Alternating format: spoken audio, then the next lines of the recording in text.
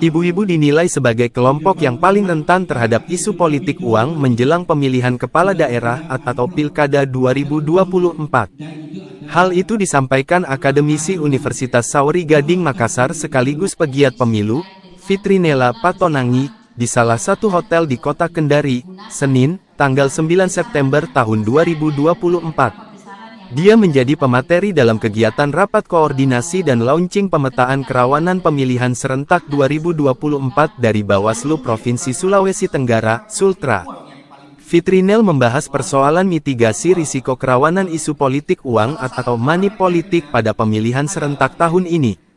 Dalam bahasannya dia mengatakan, dari 7 kerawanan yang dirilis dan dipetakan oleh Bawaslu Sultra diantaranya adalah netralitas ASN dan politik uang. Kalau kita lihat jenis pelanggaran terkait dengan politik uang di pemilu 2019 maupun pemilu 2020 diwarnai dengan itu, politik uang, katanya.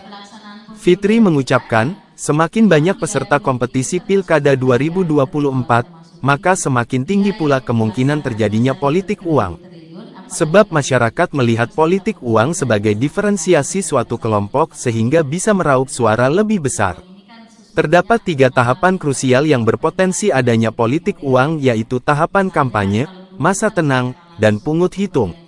Data Pusat Pelaporan dan Analisis Transaksi Keuangan, PPATK, menunjukkan persentase pergerakan uang mengalami peningkatan pada tahapan masa tenang. Data yang dirilis PPATK bahwa masa tenang di setiap pelaksanaan pemilu dan pilkada tidak ada aktivitas kampanye, tetapi pergerakan uang mengalami peningkatan, ucapnya.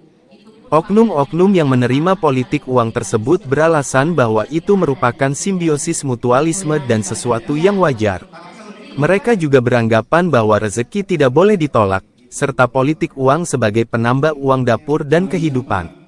Dari segi gender, yang paling banyak menjawab sebagai penambah uang dapur dan kehidupan adalah ibu-ibu, perempuan, artinya ibu-ibu yang paling rentan terhadap politik uang, jelasnya.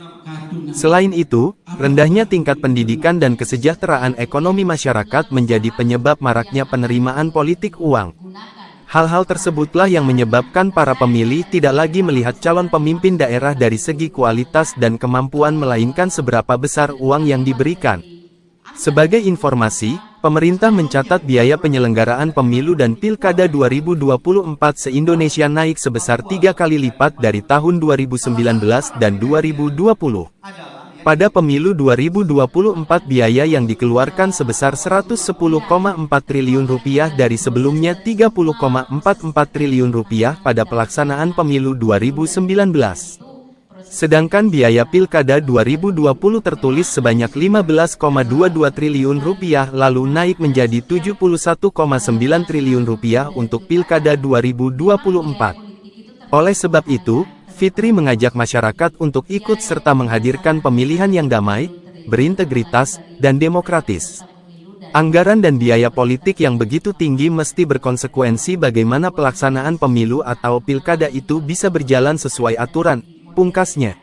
Misalnya kalau dulu itu kan secara langsung pemberian manual, sekarang kan banyak aplikasi ya, aplikasi OVO dan seterusnya, dan itu masuk bagian dari pulsa itu, transfer pulsa iya, itu itu termasuk politik uang. Nah, bagi teman-teman pengawas, tentu bagi teman-teman di unsur Gakundu yang agak sulit memang itu adalah pembuktian itu. Itu pun bahkan yang tangkap tangan sekalipun mekanisme tangkap tangan itu kan tidak ada di jajaran kewenangan bagi pengawas pemilu.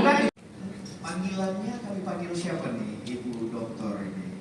Fitri Nel. Download Tribun X sekarang, menghadirkan lokal menjadi Indonesia.